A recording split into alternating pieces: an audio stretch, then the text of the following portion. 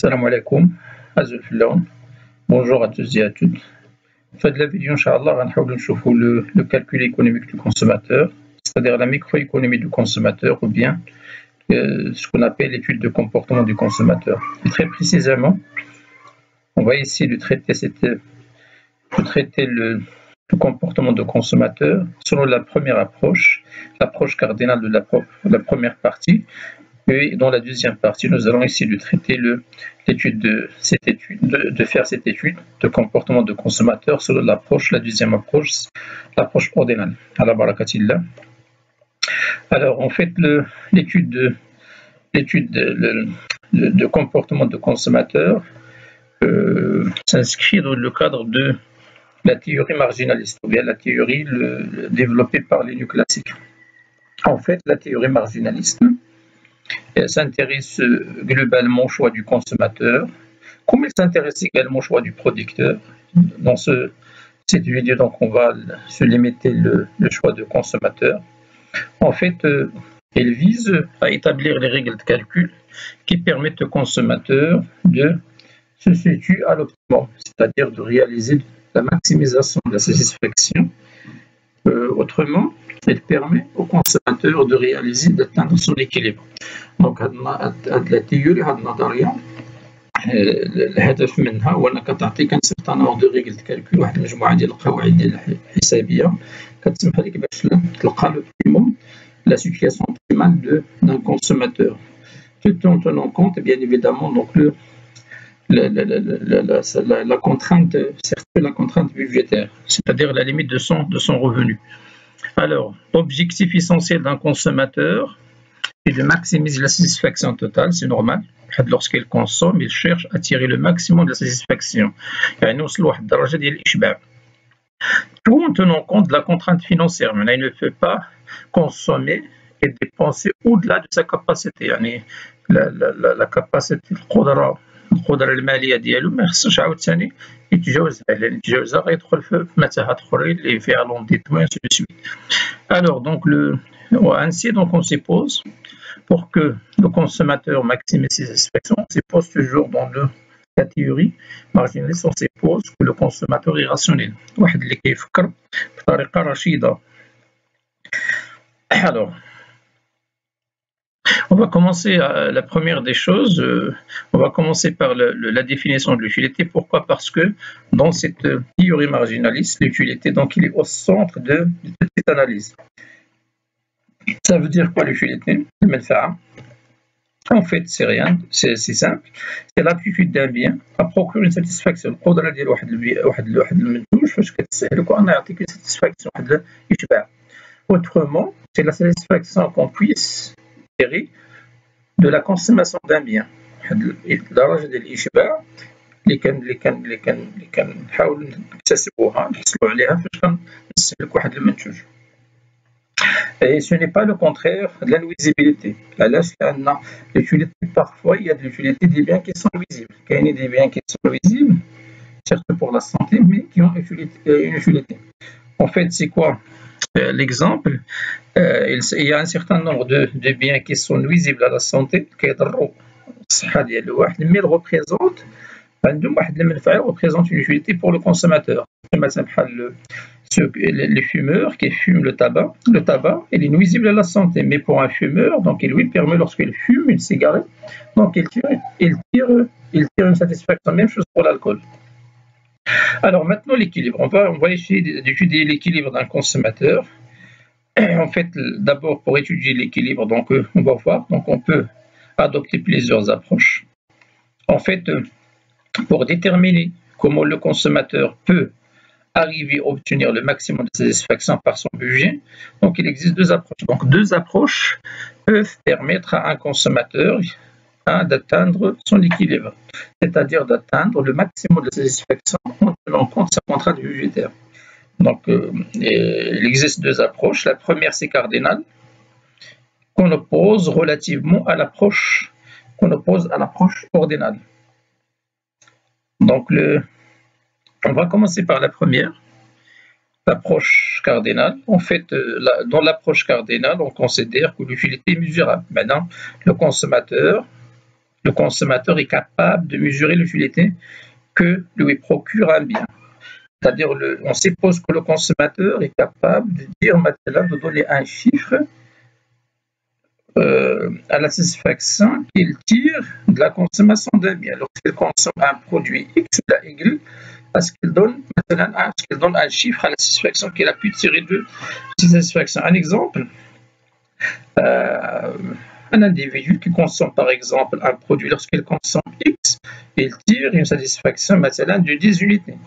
Lorsqu'il consomme un produit Y, au contraire, quelqu'un qui a faim, واحد مثلا فيه جوع ولا هذه فاش كياكل مثلا ان ساندويتش يقدر يقول لك راه عندي واحد 10 يونيتي فاش كياكل ان طاجين مثلا كيقول لك لا الا كليت طاجين كنوصل لواحد الساتيسفاكسيون ديال 12 دونك هنا سي هنا en fait les moyens et les possibilités de comparer l'utilité des deux produits, c'est-à-dire de dire que Y est plus utile que X, المنفعة أكثر من X. Voilà l'importance de cette approche. On peut dire donc que le bien Y est le plus utile que le bien X, c'est-à-dire on peut faire de la comparaison parce que à partir du moment où on a la possibilité de mesurer l'utilité qu'on puisse tirer de la consommation d'un bien, donc on peut faire donc la comparaison sans problème et donc choisir, faire le choix. Donc parce qu'il est rationnel, donc il a de l'intérêt à choisir Y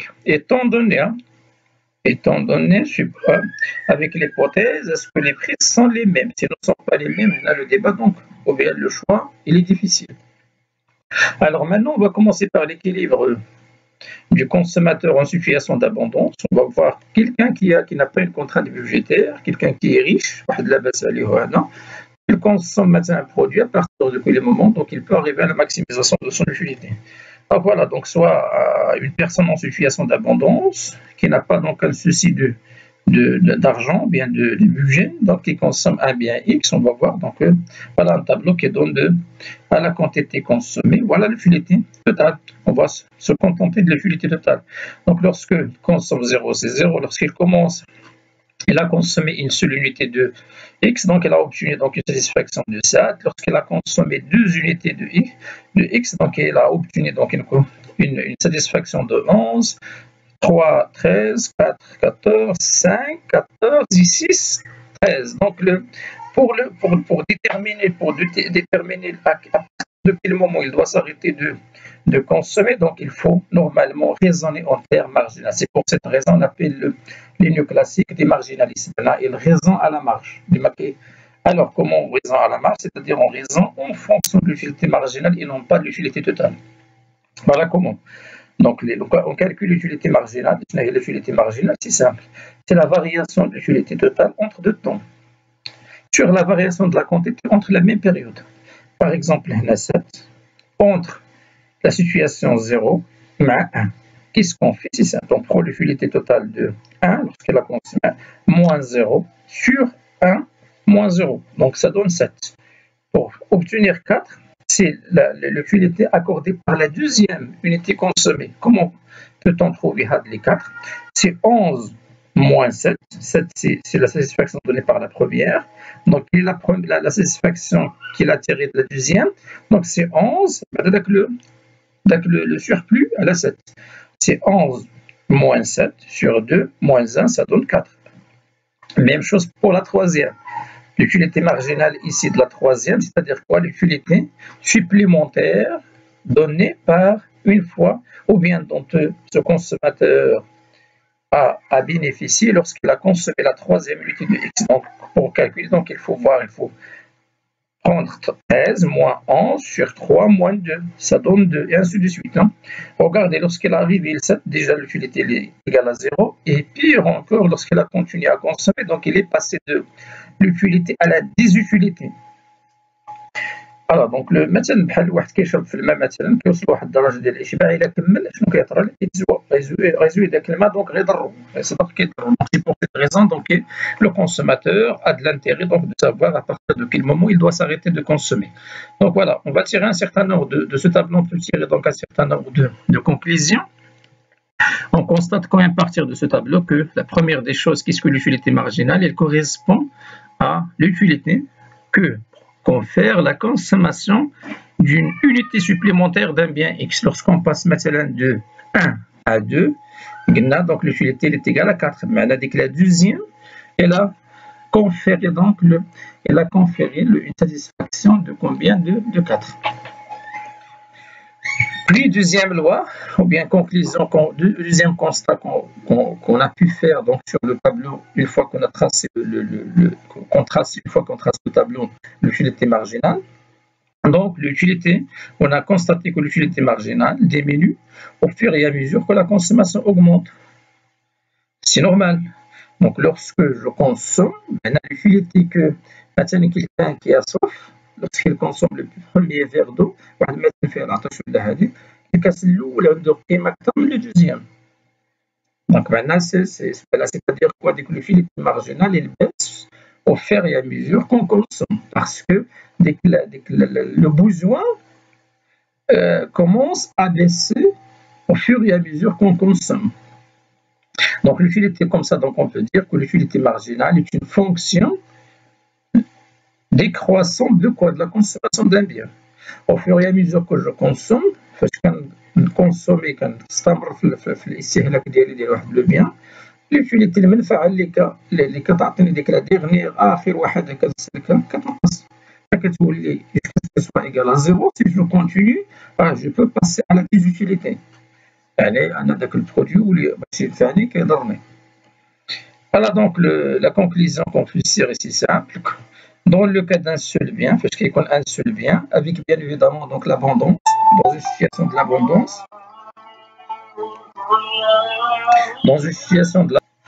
alors dans ce cas, une fois que l'utilité marginale est égale à 0, donc on peut dire que le consommateur atteint son équilibre ou bien son optimum. Donc il faut qu'il arrête de consommer. Là, on a deux choses, une problématique on a le choix entre 5, la cinquième unité et la sixième. Normalement, l'utilité marginale a été elle est égale à 0 à partir de la sixième. Mais donc le consommateur cette fois-ci donc peut choisir entre deux choses, soit la sixième, mais généralement il a de l'intérêt à s'arrêter à partir de la cinquième. Mais pour connaître exactement donc la cinquième, il doit consommer la sixième. À partir de la sixième, donc on s'est rendu compte que l'utilité n'a pas changé. Donc pour certains auteurs, il conseille de prendre la cinquième. Pour d'autres, la sixième. Les deux, ce sont normalement sont corrects pour déterminer l'équilibre d'un consommateur qui n'a pas un problème de budget, c'est-à-dire quelqu'un qui est en situation d'abondance. Alors, on dit alors que le consommateur réalise son équilibre lorsqu'il consomme 5 unités de X. Alors, maintenant, l'équilibre du consommateur en situation de rareté, normalement la situation qui nous concerne beaucoup, qui a plus d'importance. Là, on considère généralement deux biens qui répondent le même besoin, mais sont différents. Alors, un exemple, un consommateur dispose d'un budget de 10 dirhams, quelqu'un qui a 10 dirhams maintenant comme revenu, qu'il doit répartir entre deux biens, X mais Y. Le prix de chaque unité donc de X est égal à 2 dirhams, celui de Y est égal à 1. Donc là, les produits n'ont pas le même prix et ce consommateur il a une contrainte de revenus à tenir en compte dans ses décisions. Voilà, donc les utilités marginales sont données dans le tableau suivant. Là, on vous a donné les utilités marginales, sont déjà calculées, les voilà. Donc pour la première unité consommée soit de X ou de Y, c'est la première unité de X, il donne une satisfaction de 16, alors que celle de Y, elle donne une satisfaction de 10. Pour la deuxième, lorsqu'on passe la deuxième unité de X donne une satisfaction de 14 et celle de Y donne une utilité de 9 et ainsi de suite. Maintenant, la question, c'est de déterminer l'équilibre de ce consommateur. Combien ce consommateur doit consommer de X et de Y pour qu'il réalise son équilibre. Alors, donc, pour ce faire, donc la première des choses qu'il faut faire, donc on va commencer par raisonner en termes de quoi? De l'utilité d'une manière par tâtonnement. Et puis, donc, on a calculé le rapport parce qu'ils n'ont pas le même prix. On doit les ramener le même prix. Là, on divise l'utilité marginale de x sur le prix de x, qui est égal à 2, et l'utilité marginale de y sur 1. D'accord? Donc, on calcule. Donc, on va revenir sur l'intérêt de pourquoi il faut faire ce calcul. D'accord? Mais maintenant, donc, on va raisonner d'une manière par tâtonnement. Alors, donc, l'équilibre normalement de ce producteur doit respecter les conditions suivantes. Pour que ce consommateur se situe en équilibre, la première des choses, il doit respecter la contrainte budgétaire, c'est-à-dire la quantité, parce que le x il est égal, et le prix de x est égal à 1, donc 1 fois la quantité de x plus 2 dirhams, le prix de y fois la quantité de y, il faut qu'il soit égal à 10 dirhams. Il ne doit pas dépasser 10 dirhams comme étant la contrainte budgétaire. Puis, il doit maximiser, tirer le maximum de l'utilité de la satisfaction de la consommation de x et de y dans le panier. Autrement, il faut déterminer combien de x et y que doit consommer pour maximiser son utilité totale et respecter sa contrainte budgétaire qui est 10 dirhams. Qu'est-ce qu'on va faire? On va procéder d'une façon maintenant par tâtonnement. D'accord? On va dégager une loi vers la fin. Alors, donc par tâtonnement, on va raisonner par les 2 dirhams. Madame, le produit, même qu'il ne consomme maintenant, un dirham même qu'il consomme, c'est 2 dirhams. هذا ديال Y. ضروري تكون عندك 2 dirhams pour que tu consommes. Alors, donc on va commencer par. Donc, alors, s'il vous plaît, pour cette condition, c'est 2x plus 1y et non pas x plus 2y. D'accord? On a le prix de x qui est égal à 2. D'accord? Plus 1y. Alors, donc, on va procéder par tâtonnement. Donc, on va prendre les premiers du dirham. On va diviser les 10 dirhams sur 5. Donc, on a 5 situations. Donc, les premiers 10 dirhams à dépenser. Donc, juste les dirhams dépensés. On a le choix entre deux choses. Imma, les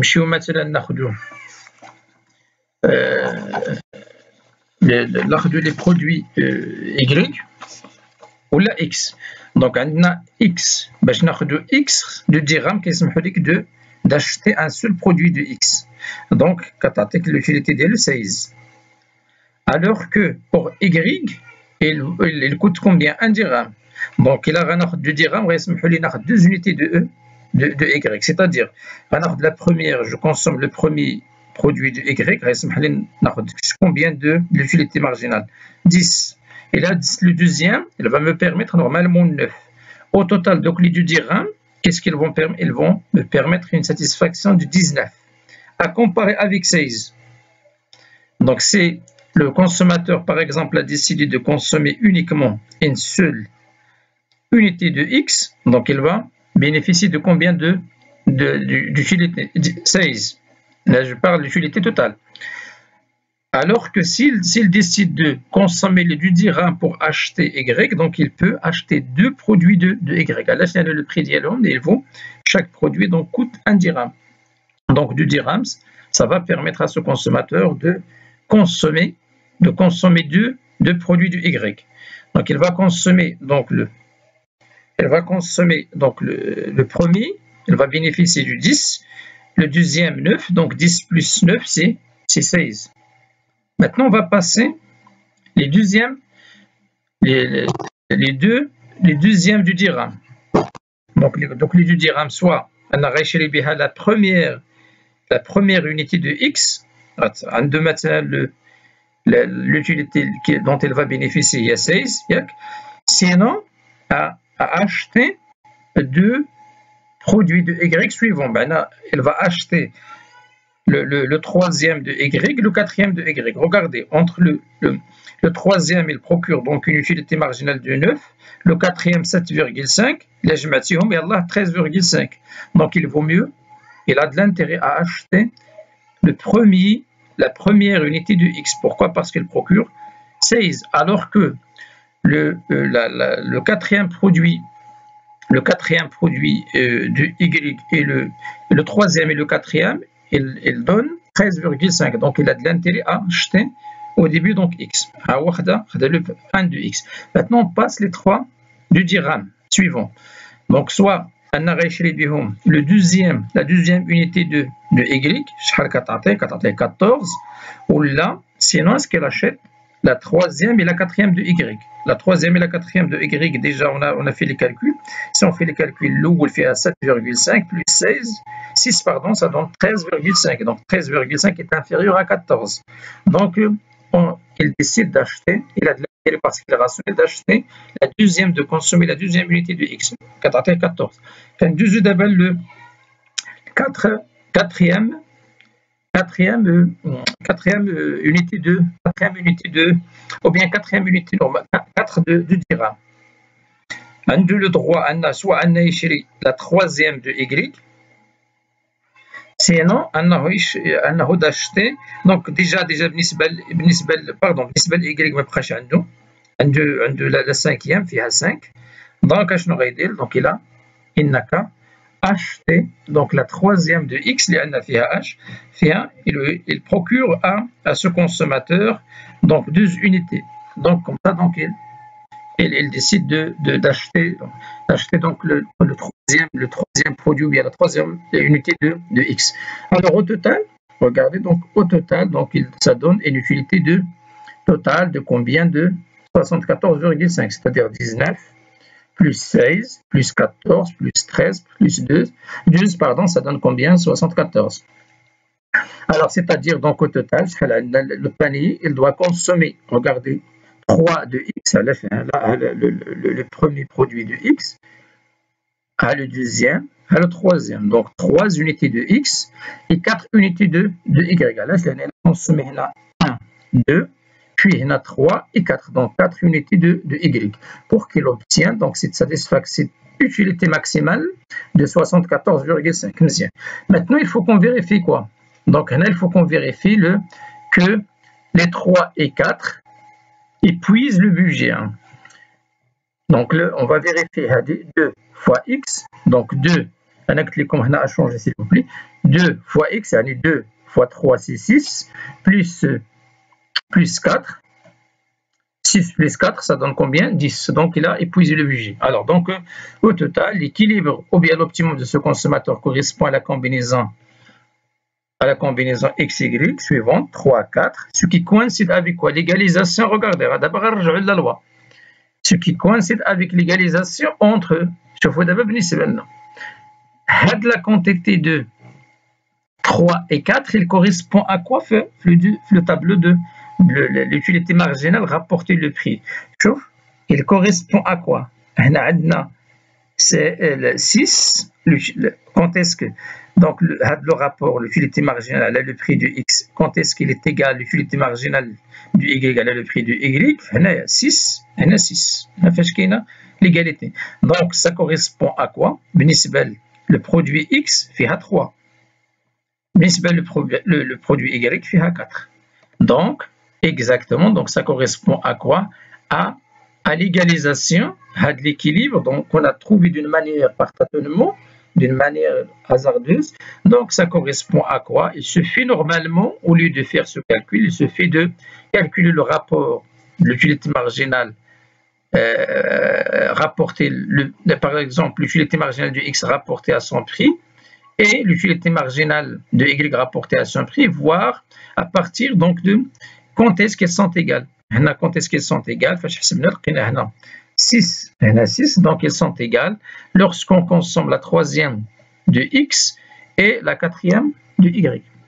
Voilà donc comment on trouve l'équilibre d'une manière directe. Alors, donc ici la condition de l'équilibre, il est simple.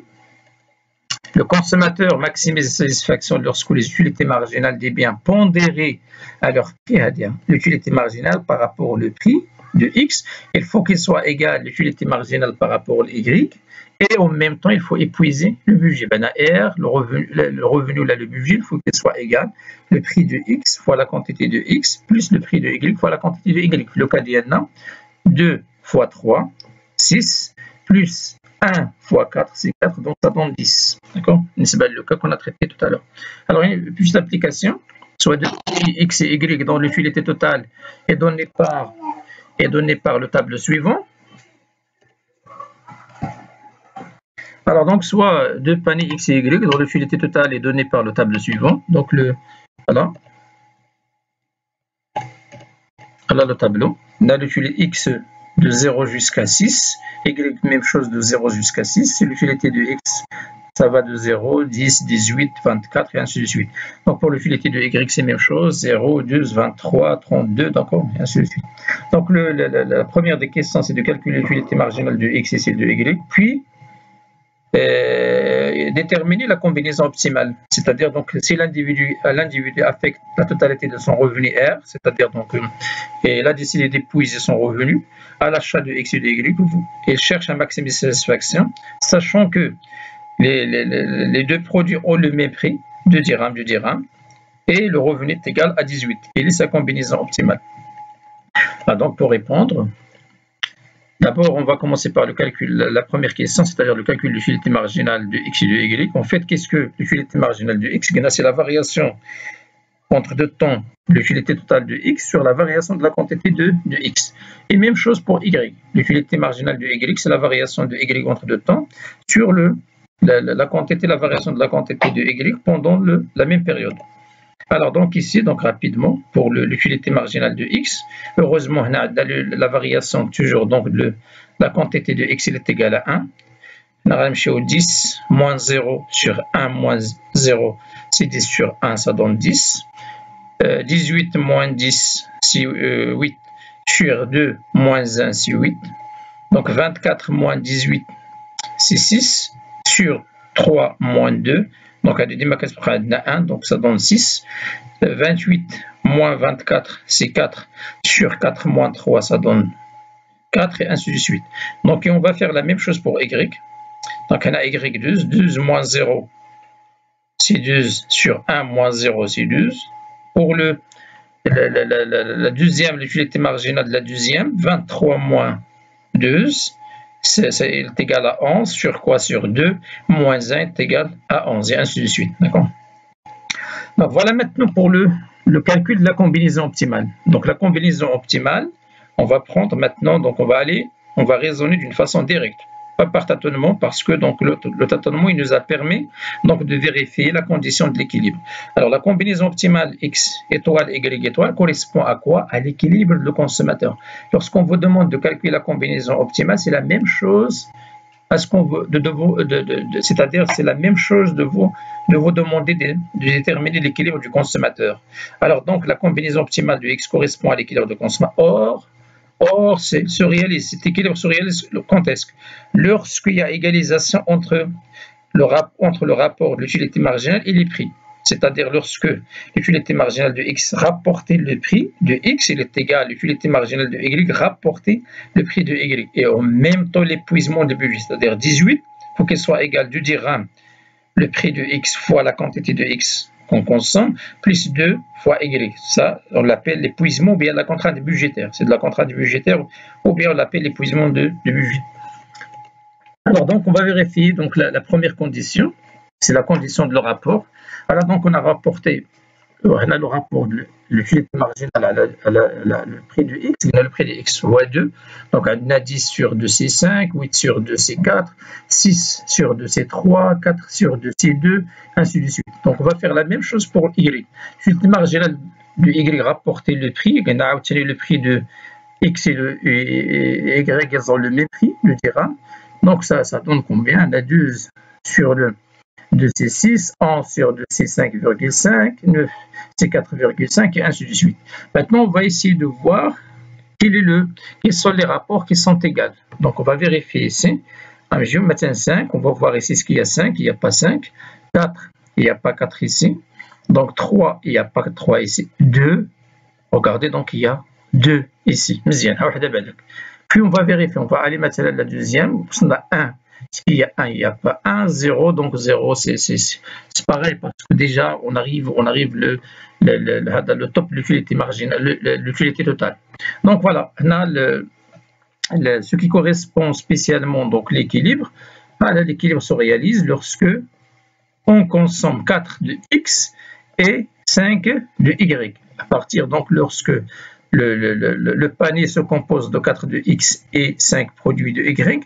Le rapport de l'utilité marginale de X par rapport à son prix et l'utilité marginale de Y sont égales.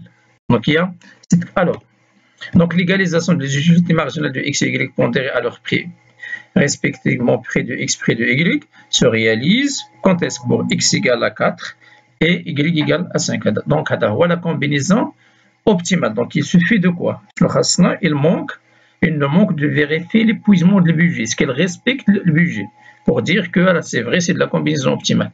Donc, maintenant, vérification d'épuisement du budget. Donc, le 4, donc il y en a 2, 4 fois 2 plus 5 fois 2, donc il est égal exactement à 18. Donc, la deuxième condition, elle est vérifiée, elle est remplie comme condition. Donc, alors, les deux conditions sont remplies, il manque un ENR, sont remplies. Donc, et par conséquent, la combinaison optimale de ce consommateur, c'est 4, 5. 4 de X, 5 de Y, qui permet une utilité totale de combien?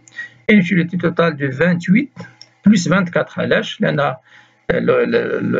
Si on remonte l'exercice, 4 de X permet une utilité totale de 28 et le 5 de Y permet une utilité totale de 43, donc le total des deux, ça donne 71. Et 71, c'est l'utilité totale, donc le maximum que ce consommateur, l'utilité totale que ce consommateur peut atteindre en consommant bien évidemment 4, en épuisant le budget de 18 dirhams. Et pour le réaliser, donc il faut qu'il consomme 4 de X et 5 de Y. Voilà, donc on va finir par la portée, l'importance de l'approche cardinale et l'apport essentiel des néoclassiques et de l'école marginale et la limite de cette approche, parce que vous allez voir que cette approche n'est pas parfaite. Alors, donc maintenant la portée, donc c'est vrai, donc les théoriciens de l'utilité marginale, de manière générale, ont eu donc pour principal mérite, donc ils ont à mettre à leur actif cette portée, cet apport essentiel de l'économie. Et cet apport est la suivante. Donc, d'inventer le principe majeur de l'analyse microéconomique. Ce principe majeur, c'est quoi? C'est de décisions individuelles résulte de quoi? D'une compréhension et d'une égalisation à la marge des coûts et avantages. Donc, à partir du moment où le coût marginal est égal, l'avantage marginal, le bénéfice marginal, donc c'est déjà le minimum. Pardon, c'est déjà le maximum, c'est l'optimum. Deuxième élément, ils ont essayé donc aussi également de résoudre la problématique de la valeur disparue en inventant quoi? En inventant la valeur d'usage, qu'il faut distinguer de la valeur d'échange. Avant, il n'y a que de la valeur d'échange. Maintenant, donc avec la valeur de l'utilité, la découverte et le développement de l'utilité, donc on peut également donc apprécier la valeur des choses sur la base de la satisfaction qu'on peut tirer de leur consommation. Donc valeur d'échange, c'est le taux monétaire, voilà la quantité de l'argent qu'il faut dépenser pour avoir le prix. Maintenant, le prix sur le marché, autrement. Sinon, parfois, la valeur d'usage, ce n'est pas la même chose. Elle désigne la valeur d'un bien et d'un service pour un consommateur, en fonction de l'utilité qu'il en retire par rapport à sa personne, à ses besoins, à ses connaissances, et dans des circonstances données. Donc la valeur d'usage dépend de quoi? De la satisfaction qu'on peut tirer de la consommation d'un produit. Voilà, donc cependant, donc il y a cet apport, mais il y a des limites à cette approche. La limite principale, c'est la difficulté de mesurer l'utilité. صعيب انك مثلا فاش كتكونسومي ان برودوي تقول لا راه بالضبط 15 ولا 16 ولا sur quel base on fait ça. Donc c'est difficile. Donc théoriquement oui, mais au niveau de la pratique, ce n'est pas pratique. La limite essentielle de cette théorie donc réside dans la définition cardinale de l'utilité. Les individus ne sont certainement pas capables de mesurer quantitativement l'utilité. Nous ne sommes pas en tant qu'individus capables de donner exactement un chiffre à chaque utilité après avoir consommé chaque produit. Voilà, donc la solution, c'est de basculer vers une autre approche, c'est l'approche ordinale, c'est-à-dire donc il faut classer par un ordre sans donner le chiffre exact. Donc l'utilité, elle semble réaliste dans la mesure où il se base sur le principe de préférence entre plusieurs biens. الانسان يقدر يقول لك مثلا جو بريفير كنفضل هذا البرودوي على هذا، ماشي بالضروره يدخل في لي ديتاي، يقول لك لا هذا اخي تعطيه 12 هذاك 10، دونك سو ني با لا بين. Ça ne sert à rien de faire. Donc, c'est pour cette raison, cette approche peut se présenter quand même donc, comme étant une solution. Voilà, c'est tout pour cette vidéo. Merci pour votre attention.